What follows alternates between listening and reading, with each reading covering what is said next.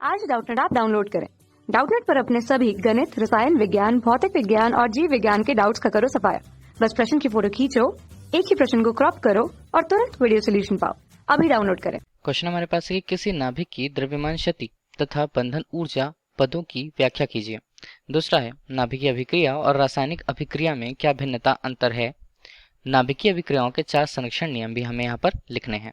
ठीक है, द्रव्यमान शक्ति की बात करनी है तो सबसे पहले हम बात करेंगे किसी परमाणु के अंदर उपस्थित पहले तो नाभिक और उसके चारों ओर उपस्थित इलेक्ट्रॉन्स के लिए उनकी जिनमें हम कहते हैं कि नाभिक में न्यूट्रॉन और प्रोटॉन उपस्थित होते हैं। इसके अलावा उसके चारों ओर की कक्षाओं में इलेक्ट्रॉन्स मौजूद होते हैं किसी भी परमाणु के लिए। ठीक, इतना हमें समझ में आ गया। अब अगर ये देखा जाए तो कुल मिलाकर के नाभिक जिन पदार्थों से मिलकर के बना होता है जैसे न्यूट्रॉन और प्रोटॉन, इन्हें हम मिलकर के न्यूक्लियॉन्स कहते हैं। अब ये देखा जाता है कि नाभिक के लिए नाभिक का जो द्रव्यमान होता है, नाभिक का द्रव्यमान जो है वो न्यूट्रॉन और प्रोटॉन के मिलकर के जो द्रव्यमान होते हैं, मिलाकर के कुल द्रव्यमान होते हैं, उनसे कम होता है।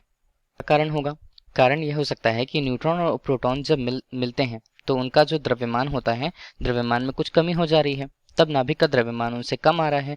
तो इस प्रकार से द्रव्यमान में जो कमी है इसे ही हम क्या बोलते हैं, द्रव्यमान में जो कमी हो रही है उसे ही कहा जाता है द्रव्यमान में होने वाली क्षति। ठीक है, इस तरह से द्रव्यमान में होने वाली कमी या द्रव्यमान क्षति को डेल स्मॉल m से प्रस्तुत किया जाता है। ठीक है, तो इसे हम बोलते हैं द्रव्यमान क्षति। दूसरा है बंधन ऊर्जा। अभी तक हमने यह देखा था कि अगर न्यूट्रॉन और प्रोटॉन मिलकर के नाभिक का निर्माण कर रहे हैं तो इसे हमने बना दिया कि न्यूट्रॉन और प्रोटॉन मिलकर के नाभिक का निर्माण कर रहे हैं। लेकिन अभी ये देखा था हमने कि द्रव्यमान क्षति के कारण नाभिक के लिए जो उसका द्रव्यमान था, नाभिक के लिए मान लीजिए उसके द्रव्यमान को अगर हमने यहाँ पर m कैपिटल M के रूप में प्रस्तुत कर दिया है। ठीक है, और न्यूट्रॉन और प्रोटॉन के मिलाकर के द्रव्यमान को अगर हमने m डैश के रूप में प्रस्तुत किया है, देखा यह गया था कि नाभिक के लिए जो द्रव्यमान होता है वो कम हो जाता है। ठीक है, अगर हम इसी द्रव्यमान में होने वाली कमी को, जो द्रव्यमान की कमी हमने बता रखा था, उसे अगर हम द्रव्यमान कमी यहाँ पर हम लिखते हैं, द्रव्यमान कमी को किस रूप में देखें, इसे ही अगर हम ऊर्जा के रूप में देखें।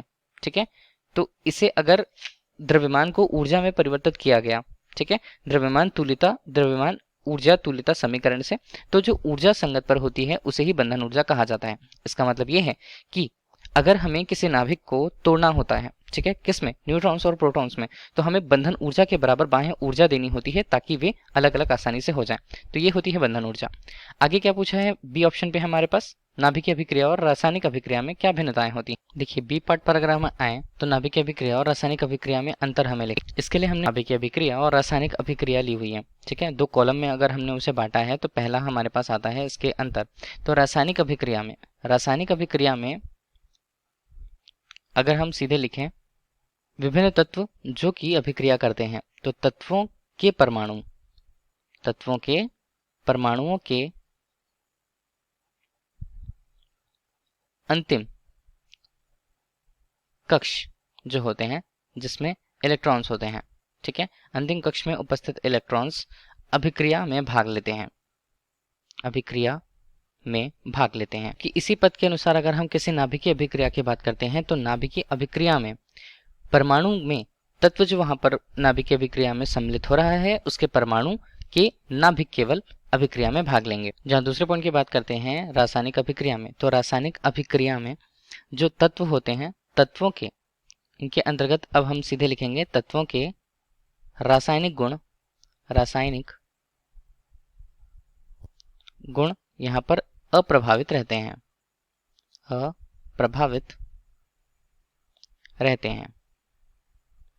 ठीक है, जबकि अगर हम इसे नाभिकीय अभिक्रियाओं के लिए बात करते हैं तो नाभिकीय अभिक्रियाओं में जो तत्व हैं, तत्वों के जो नाभिक उपयोग हुए हैं, उन नाभिकों के गुण वहां परिवर्तित होते हैं। तो नाभिकों के गुण अगर परिवर्तित होते हैं तो नाभिकों के गुण के साथ साथ तत्वों के भी रासायनिक गुण परिवर्तित होते हैं। रासायनिक अभिक्रियाओं तीसरे अंतर की बात करते हैं, ऊष्मा जो रासायनिक अभिक्रिया में उत्पन्न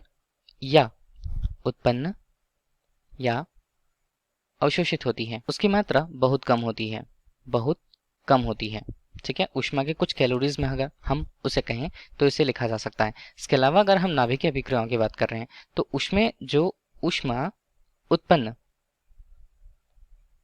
होती है। देखिए इसमें सामान्यतः ऊष्मा उत्पन्न नहीं होती है। नाभिकीय अभिक्रियाओं के टर्म्स में अगर हम संलयन की बात करते हैं या विखंडन की बात करते हैं तो ऊष्मा सामान्यतः उत्पन्न नहीं होती है और उसकी मात्रा बहुत अधिक होती है। बहुत अधिक, अगर हम उसे इलेक्ट्रॉन वोल्ट में कहें तो उसका मान बहुत होता है, बहुत ज़्यादा होता है। जूल की मात्रा में भी इसका मान काफ़ी ज़्यादा होता है। चौथे पॉइंट की बात करते हैं रासायनिक अभिक्रियाओं के तौर पर। तब रासायनिक अभिक्रियाएं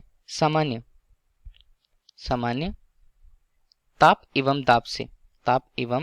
दाब से चूंकि वायुमंडलीय दाब हो गया, वायुमंडलीय तापमान हो गया, उसमें परिवर्तन से बहुत अधिक प्रभावित होती हैं। ठीक है, इससे जो अभिक्रिया की दर है वो कम या ज्यादा हो सकती है। लेकिन अगर हम इसे ही कहें तो ताप एवं दाब का नाभिकीय अभिक्रिया में कोई प्रभाव नहीं होता है, ठीक है। इसके अलावा अगर हम पांचवें पॉइंट की बात करते हैं, रासायनिक अभिक्रियाओं की बात करते हैं तो रासायनिक अभिक्रियाएं कुछ स्थितियों में ये उत्क्रमणीय हो सकती हैं। अब उत्क्रमणीय का क्या मतलब है? उत्क्रमणीय का मतलब है कि जैसे अभिक्रिया हुई है, उस अभिक्रिया को अगर हम उलट दें तो वो अपने भौतिक अवस्था को शायद वापस प्राप्त कर लें। ये कुछ स्थितियों पर संभव होता है किसी रासायनिक अभिक्रिया के लिए। लेकिन अगर हम नाभिकीय अभिक्रियाओं के लिए बात करते हैं तो ये अभिक्रियाएं पूर्णतः अनुत्क्रमणीय अभिक्रियाएं होती हैं, जिसे वापस लौटा पाना या वापस उसकी भौतिक अवस्था में उसे लौट आना संभव नहीं होता है। Thank you. कक्षा 6 से 12वीं से लेकर नीट, IIT, JEE वो एडवांस के लेवल तक 1 करोड़ से ज्यादा छात्रों का भरोसा। आज ही डाउनलोड करें डाउटनेट ऐप या व्हाट्सएप करें अपने सारे डाउट्स 8400 400 400 पर।